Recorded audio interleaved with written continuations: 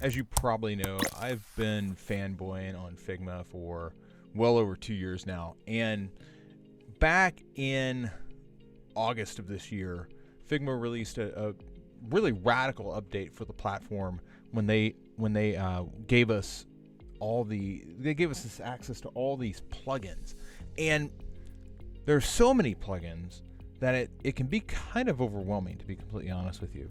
Back in October, I did back in August when this first came out, I did a 2-week series where we dove into some of these plugins. We had seen them for the first time and we worked through some of those. But at that particular moment in time, it wasn't really clear how we could use these things together. It was like you had a Figma file and you wanted to utilize it with a particular plugin, and that was great. But it didn't really seem like there was a proper flow. We hadn't had time to really work with them yet. Well, now we've had a little bit of time. So what I'm going to do tonight in this particular workshop is put together a couple of different flows that will allow you to look at these plugins as things that you use together rather than just one-off things that you might add to a file. So let's go ahead and get started here. I'm going to shift my screen over, and as you can see, if you're in the New Pragmatic Discord channel, you can follow along. You get alerts all the time for these live streams. Also, if you're watching this on YouTube, hit that subscribe button if you want more access to the live streams as they occur. We've got a file set up here in Figma that we're going to utilize, and the first thing that we're going to utilize, first plugin we're going to utilize tonight, is one that you're probably familiar with if you've spent any time at all working with Figma, and it is the Unsplash plugin. So I'm going to go ahead and control click to get myself down here to these plugins, and we're going to go ahead and pull in Unsplash. And actually, before we do that, I want to back up a second and show you how you would install such a plugin. I'm going to go ahead and come up here to the grid that gets me over to the dashboard area. I have my files, but then I also have the plugins. And the plugins, as you can see here in the upper left, there's a series of featured plugins. Here are the installed plugins. As you can see, I'm now live on YouTube. Here are the installed plugins, and you can scroll down and see what is popular. You can also search. There is a search ability if you click on Browse All Plugins. And as you can see, the number one plugin, without a doubt, it's runaway popular, is Unsplash. So let's go ahead and talk about why that is. Unsplash, if you've done any sort of prototyping, you've run into the issue of needing to go find imagery for your project. At the click of the plugin for Unsplash, we'll go ahead and pull it in here. You'll see Unsplash is running, and you'll see you have some options here. For this particular exercise, I'm going to highlight woods, and we're going to hit search, and it's going to give us a series of photos related to the woods, and that's fantastic. We should get a lot of really colorful atmospheric photos. It's basically all nature. But what I'm going to do is I'm going to go ahead and select this really beautiful photo, and as you can see, it places it right there in the screen. Let's go ahead and select the others and do that same thing that we did before. Let's go Unsplash, and there actually is a Shift Command P if I want to run that same plugin. So I'll select Shift Command P. Or is it Option Command P? It's Option Command P, not Shift Command P. Anyway, that pulls up Unsplash again. I'm going to type in, this time I'm going to type in nature. We'll hit search, and nature may bring up something very similar. Let's go ahead and use that one. So here we have nature. I will Option Command P again. Let's just go right back with nature, and actually it is a preset here. Let's get this really cool. Green selection of leaves here, and then we've got one more we'll do the same thing. Shift Command P, as you can see there, or Option Command P. I keep saying it incorrectly. We will go with plant this time, and plant just inserted a random one, and I can't tell what that is. It looks like it might be a deer. It's a deer, and clearly the deer is pooping. So a deer pooping in the woods. Thank you, Unsplash, for giving us that joyous thing. So we've got our 4 photos from Unsplash, and this basically, if you are, if we were creating like an outdoorsy brand, this is kind of getting us into the realm of what a mood board would be like. But one of the things that we always do with mood boards is we always go through and begin building color palettes and kind of getting a sense of, what is the color palette for this particular brand. So we have a really easy way to do that now. I'm going to select this first image that we have up top, and I'm going to go down to plugins, and I'm going to go ahead and pull up, not colorblind, not color search. What is the name of that plugin? That plugin is called Image Palette, and you would think that I would remember that, but there it is. This is the palette for this image. So you get the browns here. That's really the shadows on the tree, the really lighter brown or taupe. You do have some grays in here, even a little bit of green. So you're definitely a woodsy feel to it. And if I wanted to really make this work, I could either drop this down so that color palette was there, but I'm not going to be able to do the same over here. I could also just as easily just select these and kind of move them down or move them up so that we had a place for these elements to exist just on their own. And you can do that really quickly for all of these. So we'll Option Command P and just run that same thing. I will just select the same here and do the same there as well. And as you can see, this has resized itself to be pretty big. I'm going to go ahead and group that, delete it away, paste it back in, and to kind of get a sense of what the width is here. I know the width here says it's the width.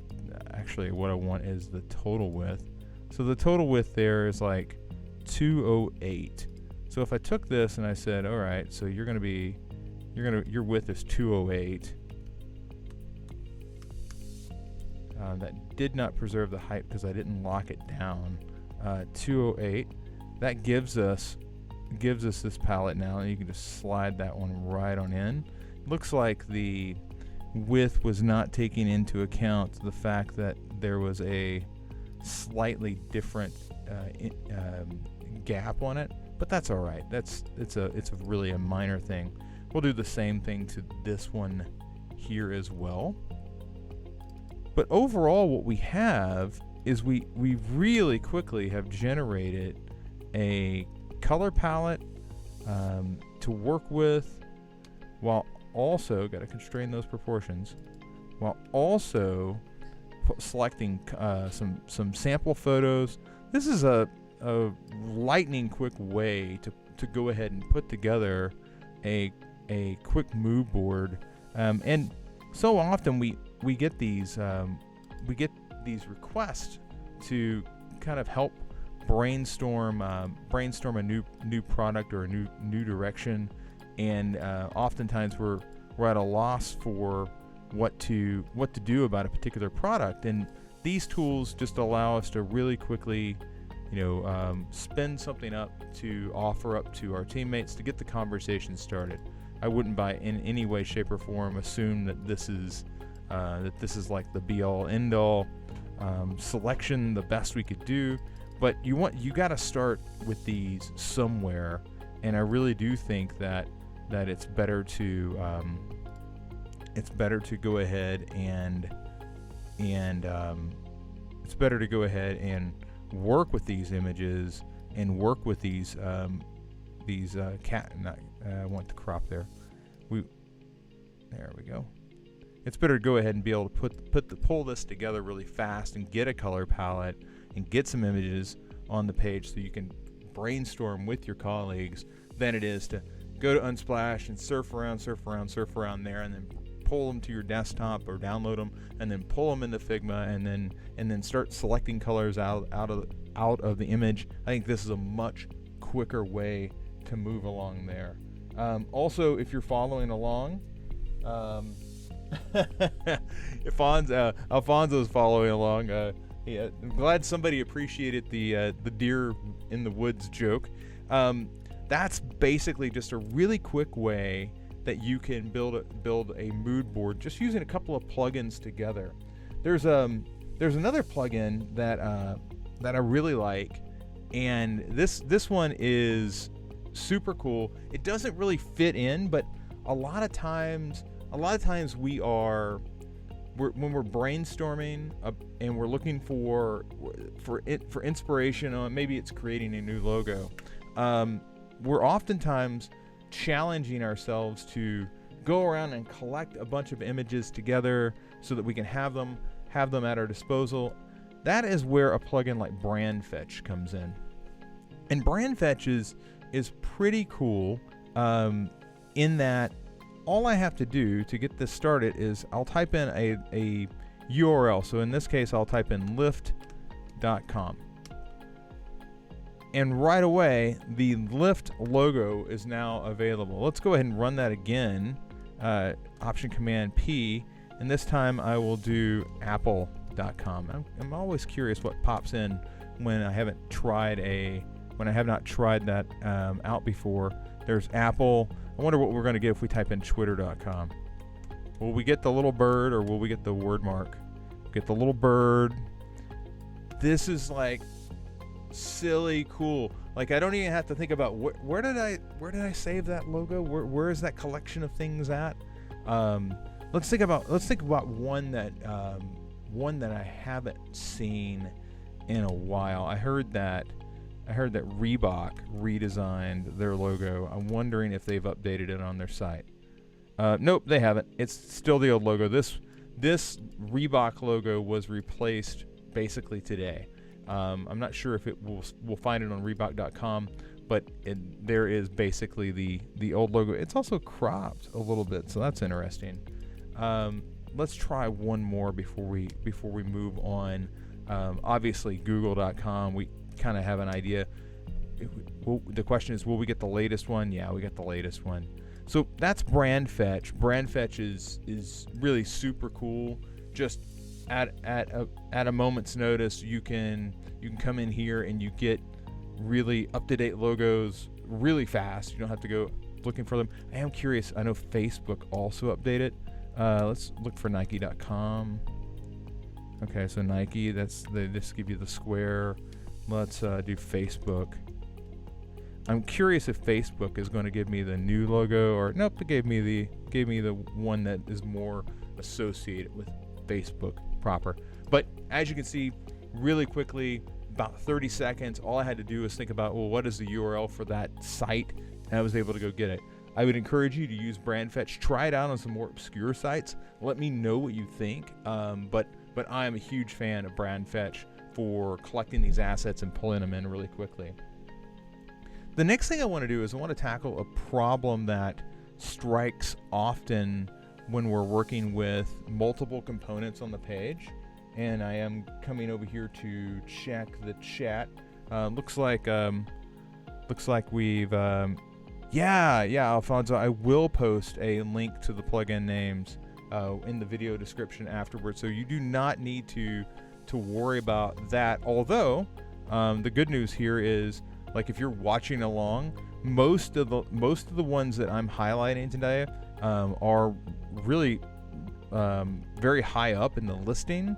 I think the smallest one here might be Rename It that I'm covering, and I definitely will be coming back with more of these plugin related tutorials and workshops.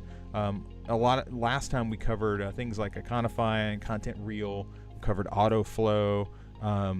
There are still others, like I love Mapsicle. There are still others that we have not covered yet that I definitely want to get to. But let's move into a couple more this evening. What I'm going to do to get this particular situation started is I want to go to, we've got this desktop frame created, and I want to go ahead and pull in some assets. So to do that, I'm going to go pull in this card quarter, and card quarter is simply it's 25% of the width of whatever container you would happen to have. And just so that we have it available for us, I'm going to go ahead and duplicate that 4 times over. There we are.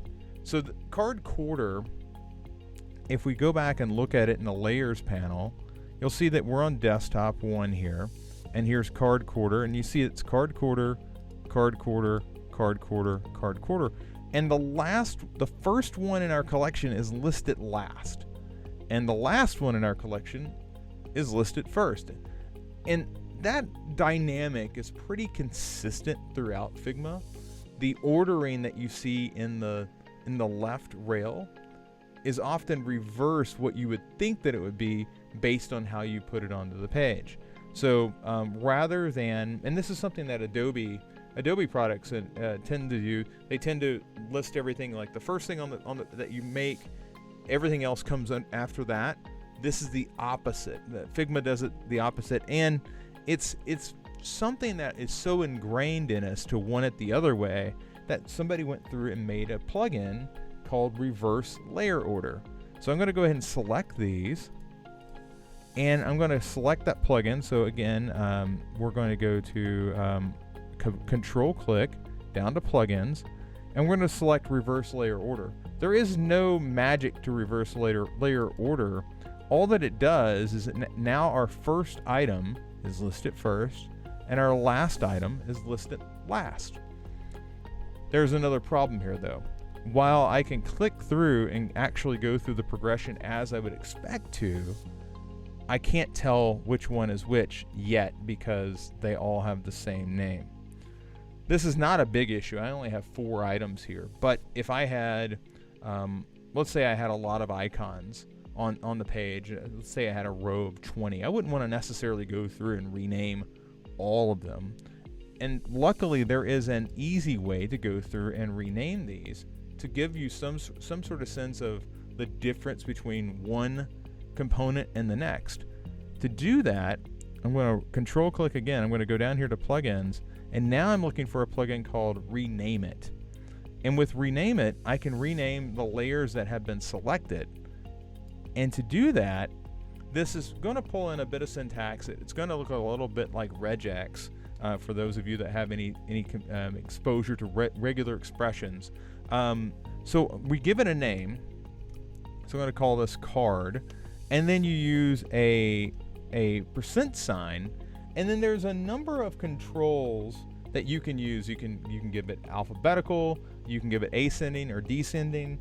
I'm going to give it a lowercase n so that it has a descending order. Basically, we should see cards 1, 2, 3, 4. Now you'll see it says preview cards 4, 3, 2, 1. Well, when I hit rename, it gives us the order that we were wanting. So we want it 1, 2, 3, 4. And you may be asking yourself, well, why in the preview did it say 4, 3, 2, 1?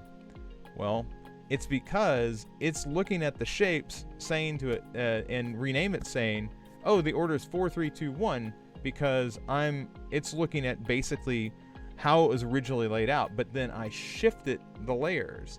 So while I shifted the layers, Figma still sees it the other way, even though it is now listed this way. So that's a really quick way to rename the shapes on your screen really quickly, while also reordering them so that they show up in the right rail or in the left rail in an order that makes sense visually for what we're expecting to see on the screen. So I'm going to move these up really fast because I do realize that we're kind of blasting through some stuff. I mean, we've already covered image, or we covered Unsplash, we covered image palette. One thing that we didn't cover, and I want to cover it really fast before we move into our next one, is we didn't cover color search. And color search is really cool. So right now I don't have any colors on this, but I'm going to add some colors to this top area. And I'm going to come down here to the plugin. We're going to go for color search. And color search is a really recent addition to the Figma plugin library. I'm going to type in a word. And in this case, I'm going to type in apple. And the reason I'm going to type in apple is Apple has a lot of variety. If you've ever walked through a fruit section, there are green apples, there are yellow apples, there are red apples and orange apples. You get the idea. When I typed in the word apple, image search came up, or the color search came up with a number of things that could be apple. Only this like really light blue one I think is off the mark. The brown one, maybe a caramel apple, maybe. But these greens feel right. This red feels right. So all I have to do to add that to my color palette for this page is to hit enter. And when that happens, if I come in here and I go to fill, there it is. So I had to actually look at the styles. When I select the styles here, I now have that, and you'll see that it identifies where it came from. That's Apple, and it came from search. Let's give that one a try again. So Option P. This time I will type in something that should give us a very definitive answer. So I'll type in lemon. All right, lemon. They're almost all yellow. Let's try another one. Steel. What does steel get us? Steel is almost all grays. Let's type in peas. Peas are almost all green or maybe a little blue. Finally, let's type in car or cars. You can see red comes back in, but red and then this whitish color and gray and a mauve and a purple.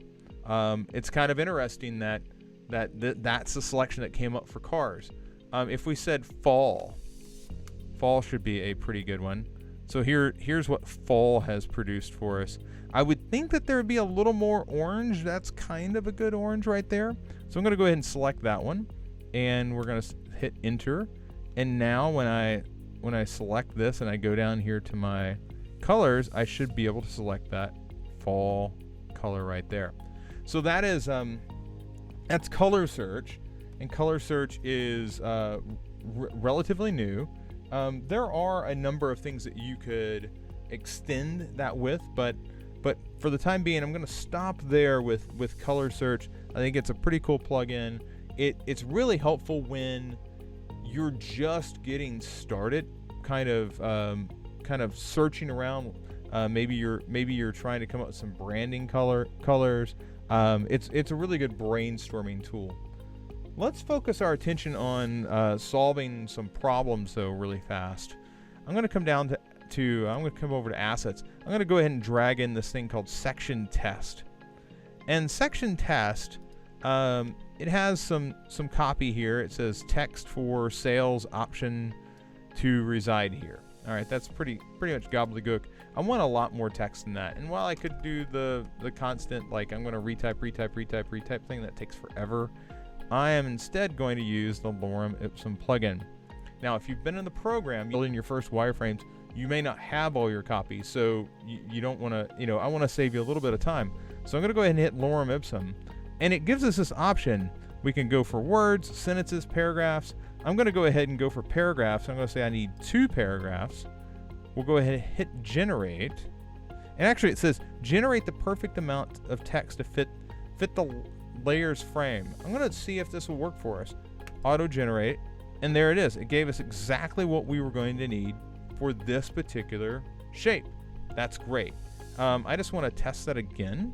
Some of this is live testing. I've used these a bit, not a ton, because some of these things are just actually all of these things are new. They've only been around for a few months. So some of these things like color search came out earlier this week, I believe. So let's go ahead and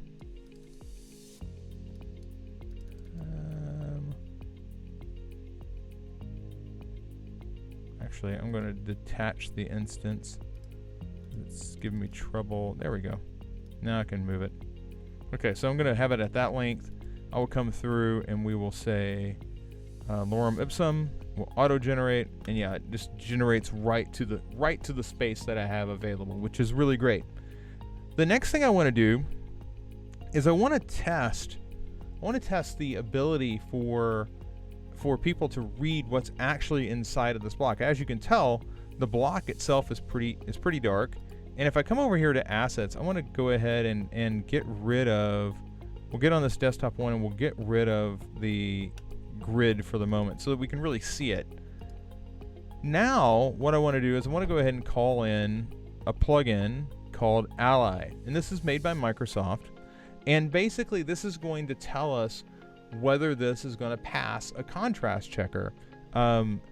You can hit check, and right now it looks like, well, you can't use it. It says select a frame, and right now this is not a frame. This is an instance of a component.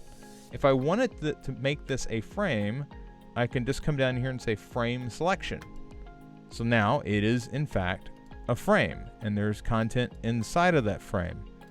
So now what I want to do is I want to come down back to plugins, Ally, and now I can check it. And as you can see, it says it's amazing. There's nothing necessary to change here.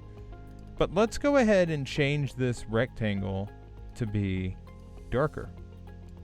Now I want to see what happens. I am pretty sure you know what's going to occur. But let's make sure the Ally checker is working. And sure enough, it is not a very good color selection. And you have an opportunity to change these. And as you can see, for this first element, which is the label, you can adjust it, and now you have a good contrast ratio. You can also adjust that background. And what you should notice is that this background is not dependent solely on the label. It's also attached to the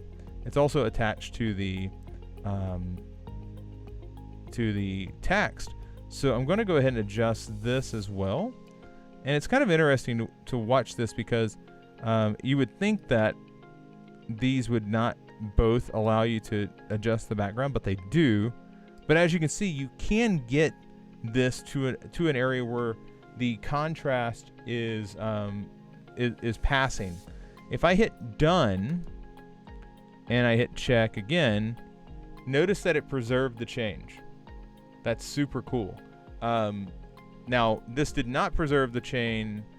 This did not preserve the change up because obviously this instance was not changed. But this instance, it was this instance was decoupled. I am curious. Yeah, I did not change the component the other direction. So that's a very interesting aspect, because I believe that probably worked that way because it's inside of a frame. I wonder what would happen if I said reset instance. Yeah, it went right back to where it was. So that change was going to take effect, but it only worked on that particular instance. Let's go ahead and change the background again, and this time let's utilize one of those colors that we pulled over. So here, this is a pretty rough selection to work with. Let's go ahead and try the Ally checker again, and as you can see, does not work. It says the smaller text works a little bit, but I don't think any of us would really want to do that. And actually, it's the larger text that it's saying is passing. I think we all would much rather see that adjusted. Same thing here. We'd all much rather see that adjusted to a far more appropriate contrast.